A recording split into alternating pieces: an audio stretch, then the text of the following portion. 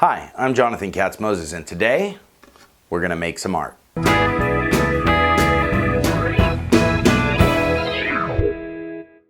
We're making this piece of wall art today from all reclaimed materials. This is reclaimed mahogany I got from an estate sale, and this is a buoy that my friend found at the beach. It was a fun little project, and it's very easy to do. It was quick, and it's a great way to display things like this. Today we're gonna use mostly hand tools. I thought this was a fun project to practice my hand tool usage with. So let me show you how we do it. We're gonna create a hanger for this. It's gonna have a mortise and tenon with a little hook that comes out, made of this same mahogany. And then we'll cut it and we'll route an edge on it, put a French cleat on it. Okay, we're gonna start off by edge jointing all these pieces of mahogany.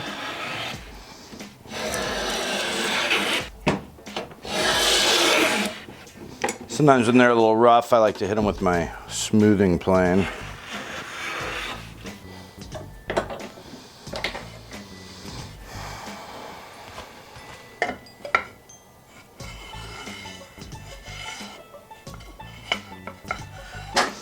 All right, now that we have our edges jointed, we're gonna glue these up. So you can put these in any order you want.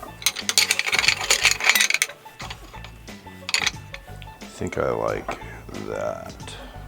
All right, so we've got our glue up ready.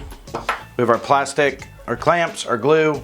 We have an ink roller, which is Mark Spagnola is always raving about, and I finally got one, and he is right. It is really awesome. Got a wet rag to wipe some excess glue.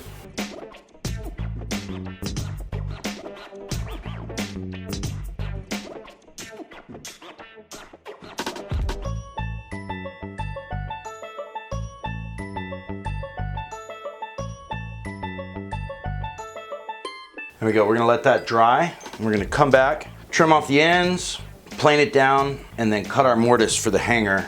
We've removed our clamps, now we're gonna get one flat surface. Having a cool sled like this works for so many different things. You can use it as a jointer for your planer with a little hot glue. You can use it as a plane stop. You'll know when you're flat because you'll get full length shavings.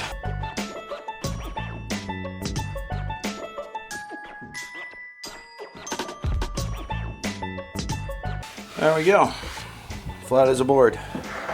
Ha! All right, so now we're gonna flip it over and plane the other side. And now let's try our Stanley number 3.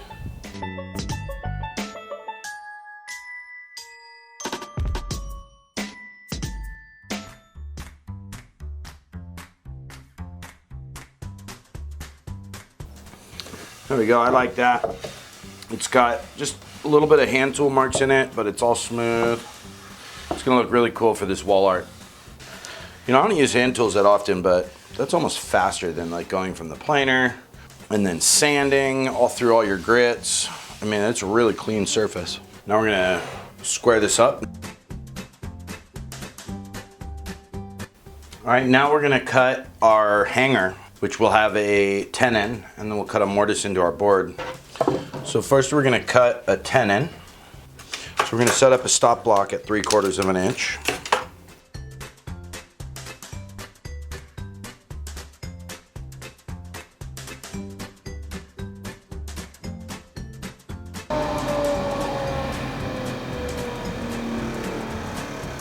So now we're gonna take our 45-degree sled. We've got 2.5 inches marked out here.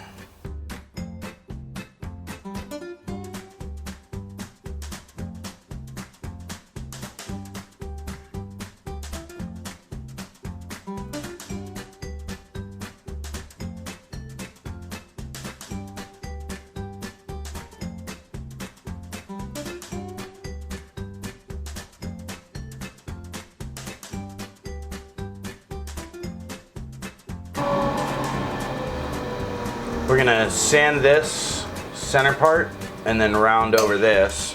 Now we're gonna cut our mortise here. We're gonna put our peg up top here.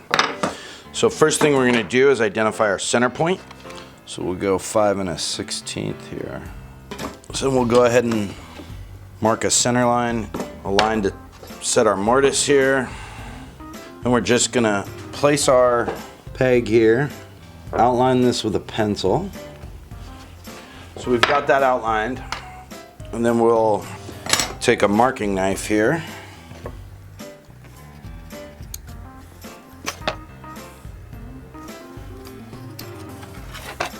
Okay, so we're gonna hog out some of this material with a drill bit.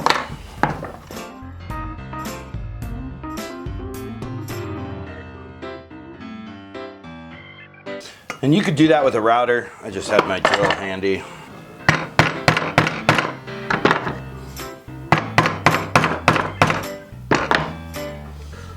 Establishing some shoulders here.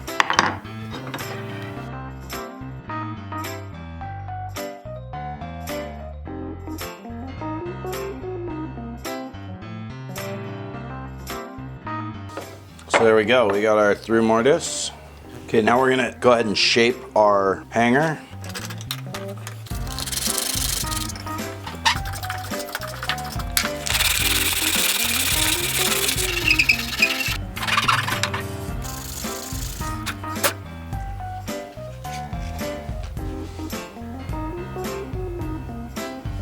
All right, we're gonna go ahead and do our glue up here. I'm gonna take some blue tape, put it over our through mortise here.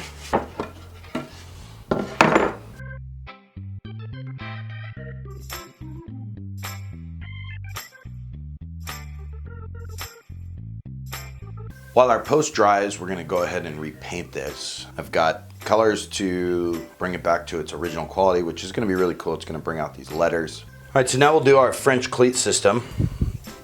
So we're gonna need a spacer at the bottom to keep it level against the wall so it doesn't sort of hang and then lean in. And then we're gonna need 2 pieces to our French cleat. This will be our spacer, and then these will be our French cleat system. And so what we're gonna do first is set the height of our first cut. Then we're gonna set our depth.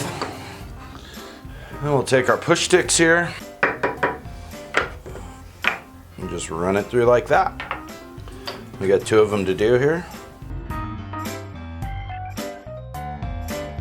And now we're gonna go the other way and cut out this side and that side.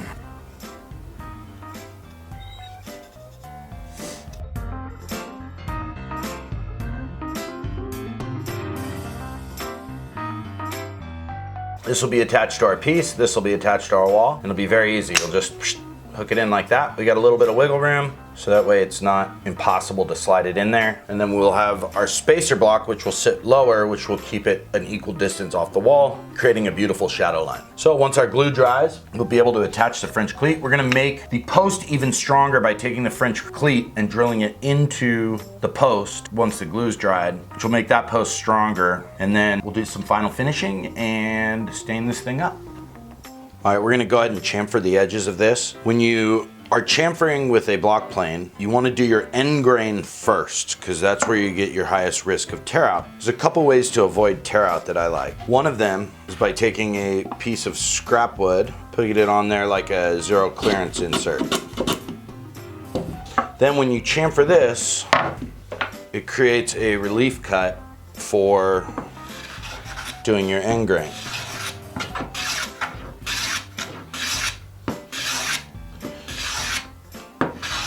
Good to make sure your block plane is really sharp while you do this as well.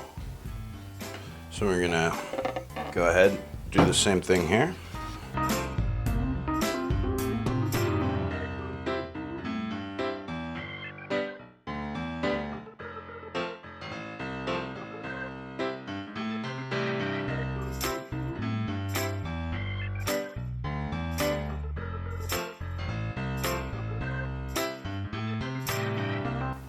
The trick of chamfering the corners stops tear out.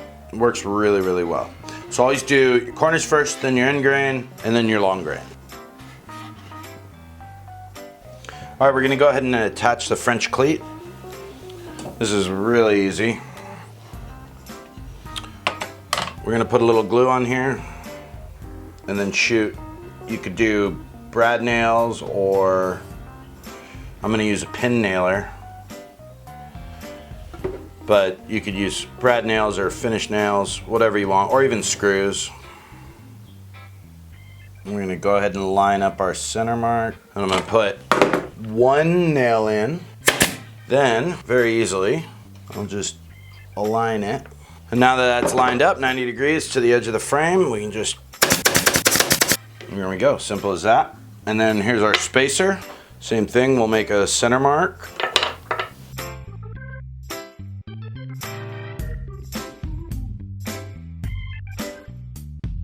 All right, so now we're gonna drill holes for our French cleat to go into the wall. We're gonna put 3 marks on here. And the reason you do 3 holes is that when you put it in the wall, you can attach the center one and then use a level to level and then put the other 2 in.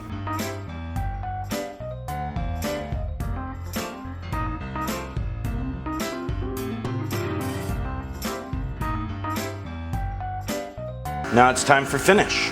Okay, now we're gonna go ahead and put a coat of spray lacquer on this.